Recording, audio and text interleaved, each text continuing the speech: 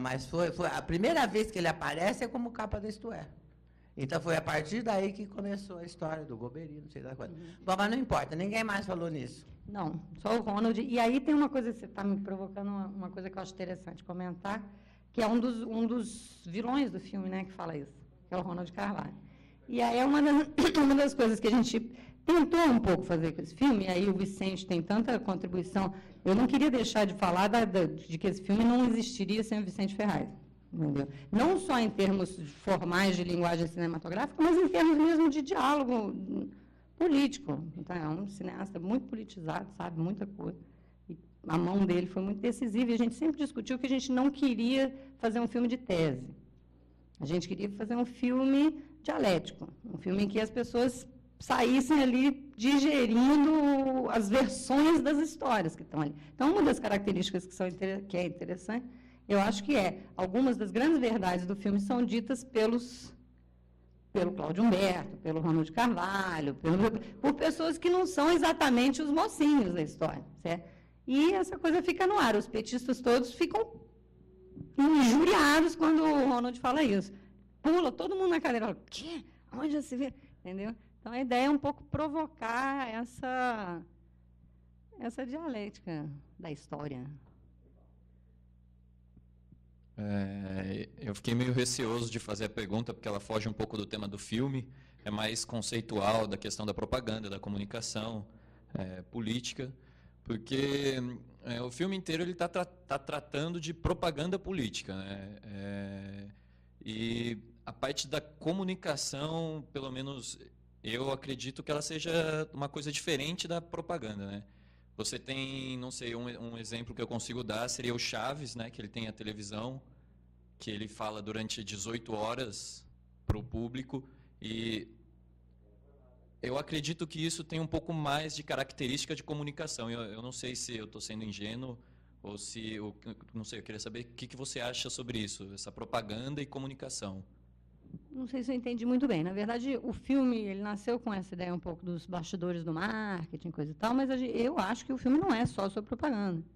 Eu acho que é sobre mídia e eleições. Não é sobre mídia e poder em geral. Por isso, talvez esteja ausente, numa certa medida, a questão da comunicação institucional, da comunicação de Estado, ou mesmo da sociedade, dos movimentos sociais. Agora, o jornalismo está aí. As crises institucionais e a participação do jornalismo brasileiro nos momentos, né, cruciais da vida política do país, acho que está presente. Então, acho que a gente fez um filme que foi além da questão do marketing, da propaganda, para tentar pescar um pouco onde é que está, nas outras formas de comunicação, essa questão da disputa de poder.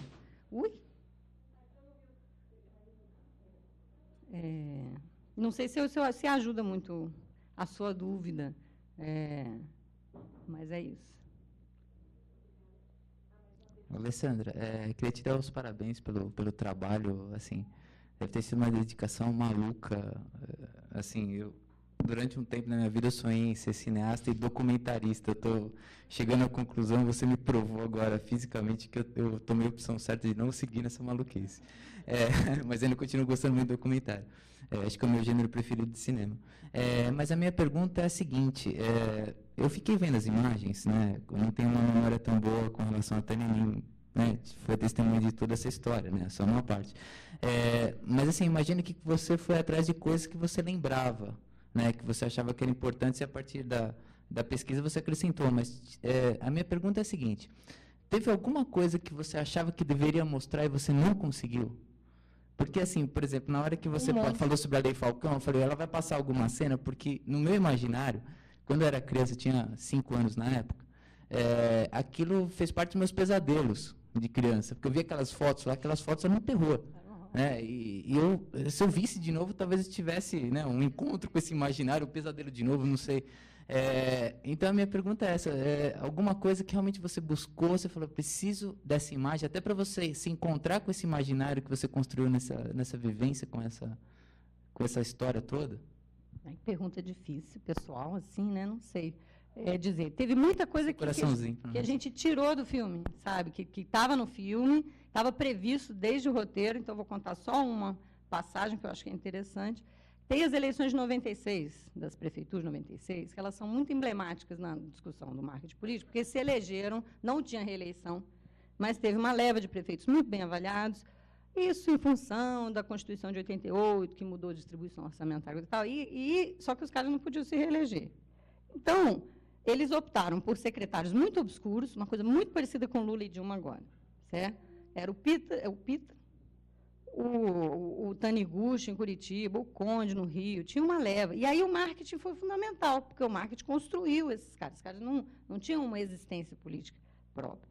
Então, isso fazia parte do filme.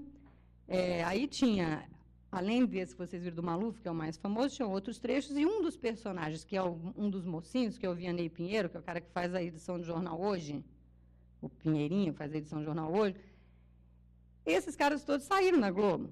Uma série de editores, o Luiz Gonzalez, o Vianney Pinheiro, e outro, Volney Guimarães, e outros saíram na Globo e viraram o quê? Marqueteiros políticos.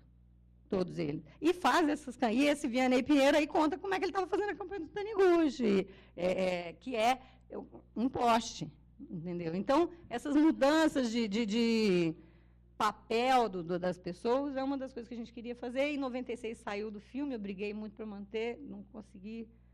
Muitas coisas eram para estar no filme e não dava tempo, senão ia ter um filme de 3 horas. Um filme de 1h30 já é uma coisa que, né, nem todo mundo aguenta, 3 horas, então... Aí, então, o projeto é o seguinte, imagina só, uma série de 5 programas de meia hora. Ficava bacana, né? Então, se eu tomar coragem de fazer alguma coisa, vai ser isso. O 5º capítulo é a eleição de 2010. Certo? Então... Mas eu acho que foi fundamental ter um cineasta junto. Porque, por exemplo, eu tinha a tendência de botar informação. Eu falava assim, não, mas tem que juntar mais, botar mais. E aí ele falava, calma, vamos botar uns espaços, umas músicas. E eu ficava agoniada com aquilo, porque estava perdendo tempo, botar, entendeu? Então, eu acho que não teria esse ritmo, a coisa do humor, da emoção. Ele é um filme assim, também por causa do Vicente. Não é, eu acho que o olhar acadêmico só vai dar num filme de congresso, um filme, sabe, que é interessante dentro da sua proposta. Mas não era a nossa proposta. A gente queria fazer cinema mesmo. Então, funcionou. Muita briga, mas funcionou, no final.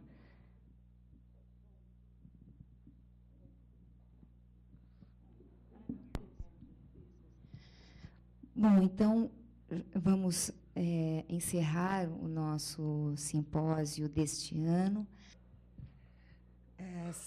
Só para reiterar, gostaria também de agradecer muitíssimo a presença de vocês aqui com a gente, porque senão a gente não tem simpósio.